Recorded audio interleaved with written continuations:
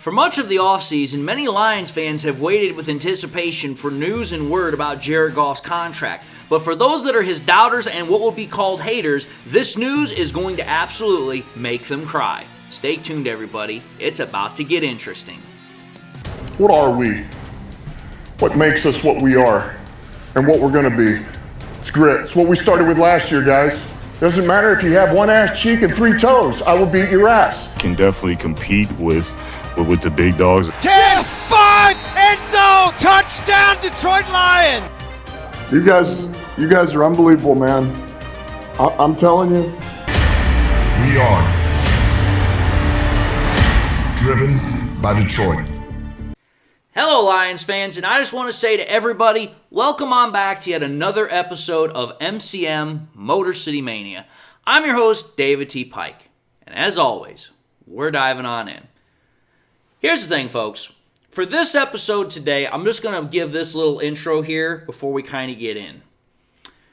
For those that have been with me since the very beginning, going back to the days of DLF, I'm not going to make any sort of justification. I'm not going to make any sort of plea or whatever. But everybody that has been with me since the beginning of those days knows that there are at least two things that you can count on when you get in front, when you watch a video from me. Number one, it's going to be based on logic. It's going to be based on stats. It's going to be based on reason. That is something I always bring to my episodes, is the ability to be a logical, sensible, reasonable person that is based upon the reality of the situation. It may have my opinion laced in with it, but I don't just come off half-cocked, half-baked about how I present my content. And number two, I am a Jared Goff defender. I am a Jared Goff fan. And when it comes to Jared Goff, you had better bring everything that you possibly have if you're going to try and get into a debate with me. Because if not, you're going to soon find out that it is not going to typically end well for you. And the reason why I'm saying that is because after being a podcaster for 3 years, where I have pretty much built this niche of being probably the most defendant individual, and when it comes to Jared Goff, I definitely know everything there is to know about why the Lions have been interested in retaining Jared Goff, why Jared Goff is who he is, and why he means what he means to the Lions. Now, why am I talking about that? Why am I leading in with that?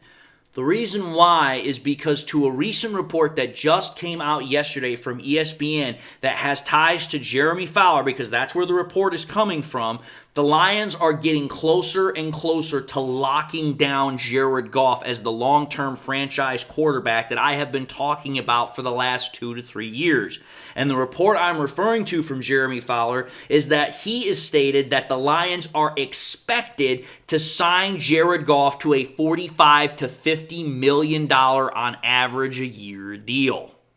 Now, there's a reason why my thumbnail image is the way it is. There's a reason why my title is the way that it is. And it does have a bit to do with that singular word of expected. Let me explain. When we're talking about what expected means, anybody that has been paying attention to the NFL, anybody that has paid attention to when contracts are being negotiated, whether it's with a guy that is trying to come into the ball club or that's already with the ball club and is trying to stay with them. Typically when reporters or analysts start throwing out that word expected, it usually means one thing. The contract itself is not very far behind, because when you start talking about expected, it's usually going to be maybe a couple of more weeks, a month at most, before a contract is announced that yes, this is what the team and the player have agreed to. And when you have that expected phrase in front of it, you can pretty much almost guarantee that it's going to be within that parameter window of what we're talking about here. That is what I have noticed ever since I've started getting into football as seriously as I have, is that when you see somebody like Adam Schefter, Jeremy Fowler, Ian Rappaport, they say, hey, XY player is expected to get XY money, it usually means that shortly thereafter a deal is going to happen. Now, this news about the contract is not exactly new for us Lions fans, because the Lions have confirmed multiple times throughout the course of the offseason that Goff and them are in contract negotiations. Brad Holmes has confirmed it. Dan Campbell has confirmed it. Dan Campbell himself actually said that the contract negotiations, the contract extensions for not only Jared Goff, but also for Amon-Ra St. Brown were priorities. And then here's the other part about this. Jared Goff himself, in a very recent interview, he actually kind of dropped a little bit of a subtle hint that he hopes to remain in Detroit for a very long time. Now again, some people might just say that Jared Goff is just saying something to say something, but understand something here. These guys that are in the NFL, they're not idiots. They know that the media scrutinizes and looks at everything that they're saying. There's a reason why Goff said what he said, and I guarantee you this. Jared Goff knows where these contract negotiations are at. He knows what kind of time, he knows what kind of money they're referring to here. So again, if Jared Goff is saying that he hopes to be in Detroit for a very long time, I guarantee you he just didn't throw that phrase out of context just into the open blue yonder and was just like, hey, whatever. I guarantee you it's coming from somewhere.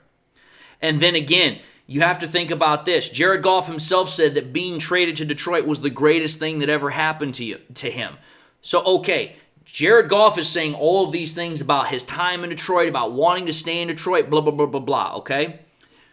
Dan Campbell said that it's a priority for the Lions to get Jared Goff under a contract for another extension. Brad Holmes has stated that Jared Goff's representatives, Goff himself, and the Lions are in alignment about what they're wanting out of these contract negotiations, about what they want out of the contract. So if Jared Goff is stating that he hopes to be in Detroit for a very long time, and Brad Holmes is saying that both him and Goff are in alignment as far as where these negotiations are going, again, I'm just going to put it very bluntly for those that don't like Goff. Sorry about your bad luck. But you better start getting a pillow to cry into, because that's about where this is going for you. And I'm going to say this.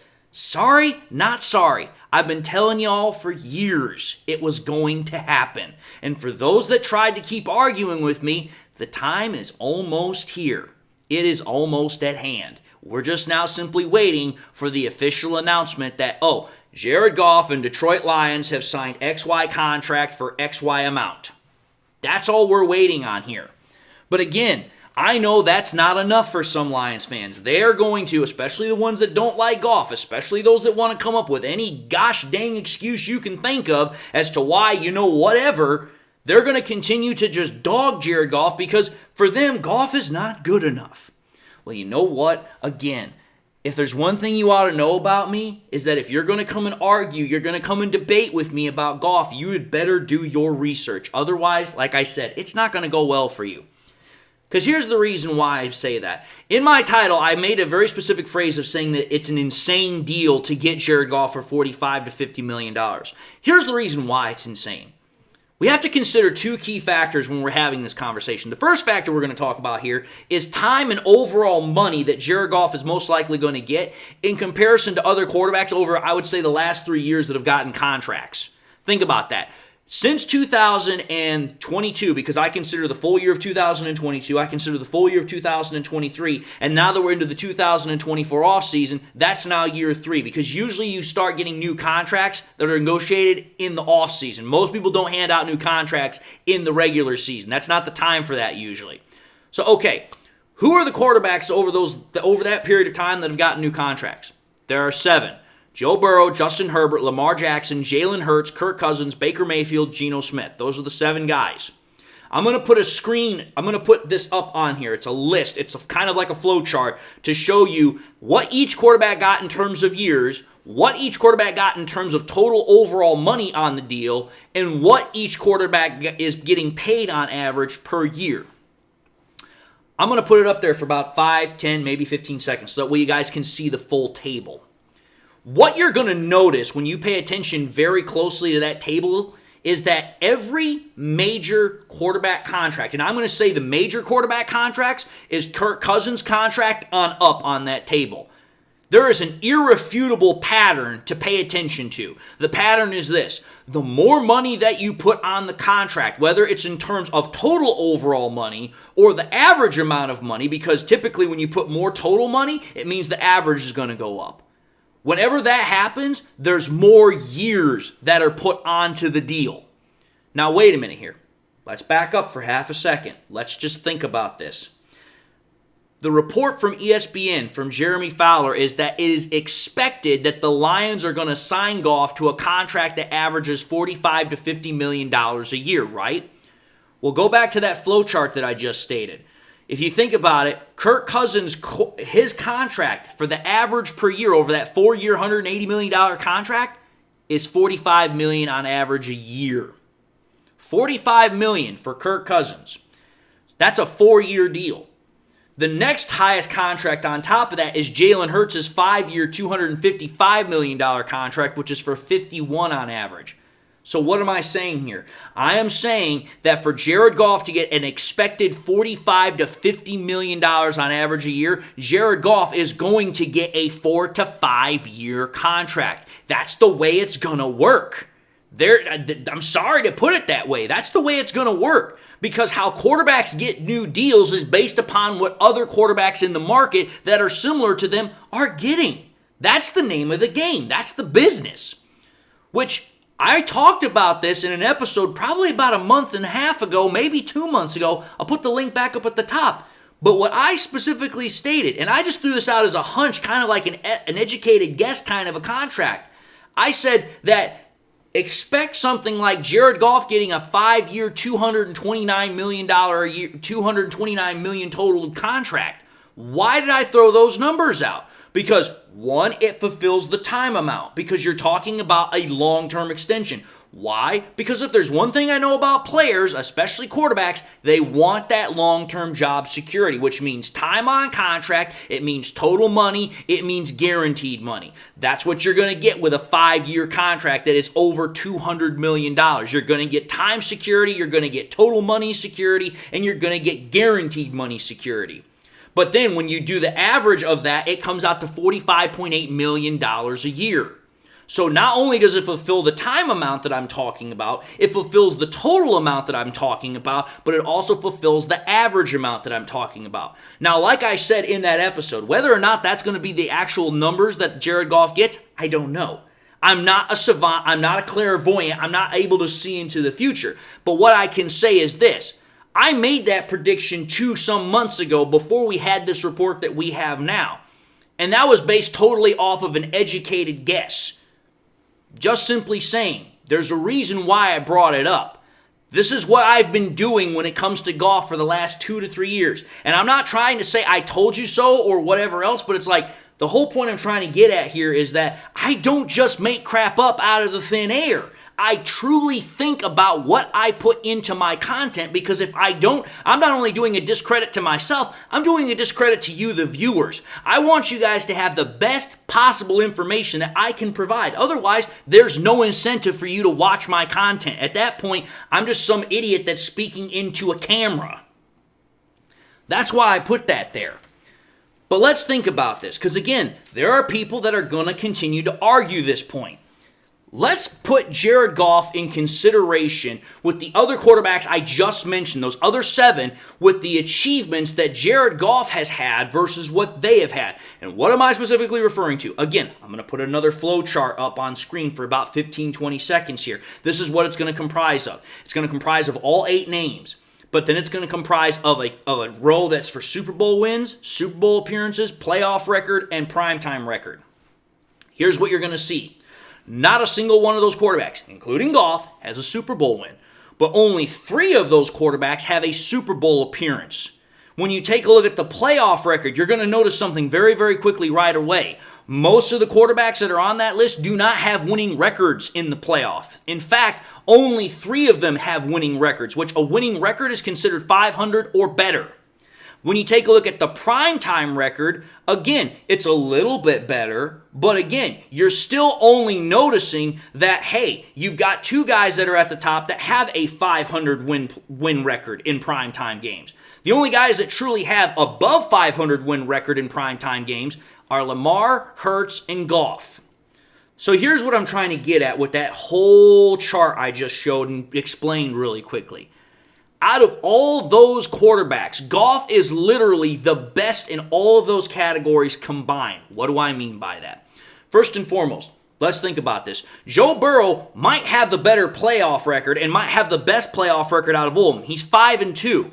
But Jared Goff, with the primetime record plus the playoff record, he has it to where, okay, he has a winning primetime record and he has a winning playoff record, more so than just, hey, we're at 500 in primetime record. So when you combine the two together, Jared Goff is better than Joe Burrow in that department. Now, I understand wins are not a subjective quarterback stat, but I will say this. If you want to win in the NFL, you better have a damn good quarterback. Otherwise, it gets really damn difficult. That's number one. Number two, let's consider Jalen Hurts, the other quarterback that has a Super Bowl appearance. There's a reason why I specifically went after Joe Burrow. He's the only other quarterback than Jalen Hurts and Jared Goff that has a Super Bowl appearance. So that right there makes those three guys very, very rare on that list. But take a look at Jalen Hurts. Jalen Hurts has a losing playoff record, which already puts him out of contention with Jared Goff and Joe Burrow. But at the same time, what makes him a little bit better than Joe Burrow, at least in the sense of terms of, whatever, is that his primetime record's a little bit better. But again, Jared Goff has both a overall winning primetime record in terms of more wins than losses, not tied, but also a playoff record of the same category, plus a Super Bowl appearance. Plus, on top of that, Jared Goff has been to 2 conference championship games with 2 separate teams. He's the only quarterback on that list that has that to his name. Oh, and let's understand something here. Not only does Jared Goff have a plus winning percentage in both playoff and primetime records, he's also one of the guys on that list that has the most playoff experience. He's been in 9 playoff games. The next closest is Joe Burrow with 7. So again, what I'm trying to demonstrate here is that for those that want to say, well, Jared Goff is just a byproduct or whatever else of whatever you want to call it, he's not. Jared Goff has done quite a lot in his very short career because he's only in, year 8 going into year 9? So let's understand something. When you consider the achievements, you consider what Jared Goff is expected to get paid in comparison to other quarterbacks, we're finally going to put this little tidbit in there. Let's consider how Jared Goff does compared statistically to those other guys, to those other peers of guys that have received new contracts within the last 3 years. When you think about this, I took a look at it. Jared Goff from 2021 to 2023, he put up these statistics, and I'm going to put them up again for about 10, maybe 15 seconds, so that way you guys have a reference point. Think about this, folks. In comparison to the other 7 quarterbacks that we've been talking about here, he's 5th in completion percentage to those guys. He's 2nd in passing yards. He's 4th in passing touchdowns, and he's 4th in passer rating to the other 7 quarterbacks that we've been talking about. But then if you take Jared Goff just out of that limited pool of 7 other guys that have received contracts over the last 3 years, and then you stack him up compared to every other active quarterback from 2021 to now and what they have been able to provide and produce, this is where Jared Goff stands in terms of the rest of the NFL. He has the 11th best completion percentage. He has the 4th most passing yards. He has the 7th most passing touchdowns, and he has the 8th best passer rating. So, wait a minute here. Apart from one statistical category, Jared Goff is top 10 over the last 3 years statistically. So he's a top 10 quarterback statistically over the last 3 years. In comparison to the other guys that have gotten contracts over the last 3 years, he's right there in the middle with most of them.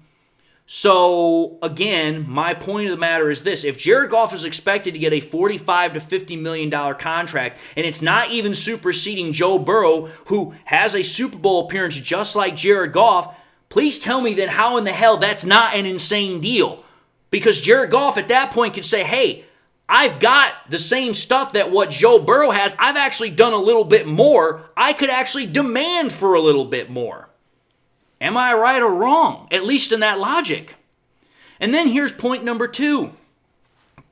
When you think about it, recent reports are now starting to come out, and this also came out yesterday, that the Green Bay Packers are trying to extend their quarterback, Jordan Love, to a contract of $45+ million a year. Hold up. Wait a minute. Jordan Love. Okay, don't get me wrong. Jordan Love last year had a really good year. Threw over 4,000 yards, had a good year, got the Packers to the playoffs, won a playoff game, blah, blah, blah, blah, blah. All that stuff was great, grand, and glorious. But that was one damn year of production. And the Packers are wanting to give him $45 million a year off of 1 year? 1 year, that's it. Which, again, like I said, don't get me wrong, it was a great year for Jordan Love. But it's 1 damn year. Keep that in comparison, folks, to what Jared Goff has done over the last 3 for the Lions. Think about that. The Packers want to give Jordan Love $45+ million a year for 1 year. Jared Goff has been doing what he's been doing for the Lions for the last 3 years. Because consider this. What has Jared Goff done for the Lions since he's gotten here in 2021? Last 2 years, he's produced 2 top 10 statistical seasons for the Detroit Lions. Every single year that he's been in Detroit, he has produced a +90 passer rating for the Detroit Lions. Every single year that he's been in Detroit, he has produced a +65 completion percent for the Detroit Lions. Every single year that he's been with the Detroit Lions, he has produced a 2-to-1 plus better touchdown to interception ratio for the Detroit Lions. Also, while giving the Lions their first division crown in 3 decades, a home playoff berth for the first time in 3 decades, a playoff win for the first time in 3 decades, 2 playoff wins for the first time in almost 7 decades, and an NFC Conference Championship game appearance for the first time in 3 decades. That's what Jared Goff has done here in Detroit over the last 3 years. So let's think about this. Those are all facts. That's all reality that I just brought up. So when I hear Lions fans that don't like Jared Goff and they want to bemoan, complain, and cry and say that if the Lions wind up paying Jared Goff $45 to $50 million a year, it'll be a mistake and it'll destroy the team, despite everything that he has been able to accomplish with the Detroit Lions, which again, I'm going to say this right now. Name me one other quarterback since the time of Bobby Lane that has been able to do what Jared Goff has done. I will wait, and I will be waiting until the end of my days almost because, oh, that's right, nobody else has since Jared Goff. It's that simple. But yet, for everything that Jared Goff has been able to do for the team since he got here in 2021, you have Lions fans that want to cry bloody murder about $45 to $50 million a year when the salary cap over the last 3 years has jumped freaking $15+ million every single year. But yet the Green Bay Packers, after 1 year, are wanting to give Jordan Love the exact same damn amount of average money a year. So let me ask this question to the Jared Goff haters, to the Jared Goff doubters, to those that want to say that Jared Goff is not worth it. Why is it that you want to pay every other position, but rather than pay the most important one in football? Because you talk to any analyst, you talk to anybody who's played football in the NFL, they will all say the same thing. The quarterback is the most important position because it's the one that makes the biggest difference in a team's ability to win. Now, granted, football is a team sport, but if you ain't got the quarterback down, you ain't winning jack crap. So here's my thing. You're willing to pay everybody else, but you're not willing to pay the guy that actually got you to the damn dance. You're not willing to pay the guy that actually has given you the chance to do all this. And it's not like Jared Goff is asking for the damn moon. He's asking for a reasonable contract that's actually less than what he could get. And why? Oh, the reason why is because people want to say one of 3 things when it comes to Goff. Oh, well, Jared Goff's not actually that good. He's just propped up by the system. He's just propped up by all the talent that he has. Jared Goff this, Jared Goff that. He's just not good enough to do it on his own. Time out here. Name me one quarterback that is. Name me one quarterback that has literally had no talent, no other supporting cast around him, not a decent coaching staff or any other talented players around him, that somehow went out and just won the game all on his own. Again, I'll wait. You won't be able to find one. Not one damn individual. It's not going to happen. So here's my thing. Why is it that for the long-term success of a quarterback in the NFL is such a rare thing to occur? The reason why it's such a rare thing to occur is, one, you have to have that supporting cast around you. You're not going to be able to win without a supporting cast, and there's not a single quarterback in NFL history that can say that they won it all by themselves. They have to have a supporting cast. Now, granted, some have been able to do it with less of a supporting cast than others, But you still have to have a pretty significant supporting cast to be able to win consistently. And the reason why is because, again, for any quarterback to have long-term success in the NFL, it's extremely rare because in order for a quarterback to be consistently good and have performances, I'm going to just tell you this. It's hard to do, which is why getting a quarterback that can do it is something that teams highly covet. They highly seek after. So when the Lions have a quarterback in Jared Goff, who's the first one to do it in 30 plus years, I can see why they don't want him walking out the damn door. So going and trying to wrap all this up, you want to know what this tells me? There are three things that everything that I've talked about tells me about Goff's impending contract. The first is that the Lions are already going to get Jared Goff at a reasonable price, a reasonable figure. Because like I said, Jared Goff compared to all the other quarterbacks over the last 3 years that have gotten paid, Jared Goff could ask for more, and he has actually a decent argument as to why he could ask for more. That's number one. So the Lions are actually going to get Jared Goff at a reasonable price, not something that's going to break the bank. That's number one.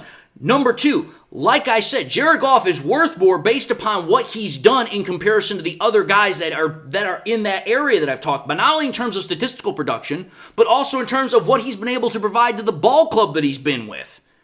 So again, when you think about that right there, again, tells me that Jared Goff, as I've said before, is not interested necessarily solely in the money. He is interested in winning. Which means, again, taking less than what he could probably get, which is exactly what this report that Jeremy Fowler is saying. When they're expecting that the Lions are going to give him $45 to $50 million, I guarantee you the reason why that's the case is because Jared Goff is not pushing to get the next biggest contract in the NFL. And then finally, point number three. Those that think Goff isn't worth that much money and would much rather, as they want to tell me, say, an average quarterback could come in and replace Jared Goff and nothing would change, or they want to hand it over to Hendon Hooker and say that would make it actually better because since Hendon Hooker is more athletic, that would naturally mean the offense would be better. I'm going to tell you this right now. Those that think that way do not understand proper team building and management. There is a reason why Brad Holmes said specifically what he said, and I will stand by it to my dying breath.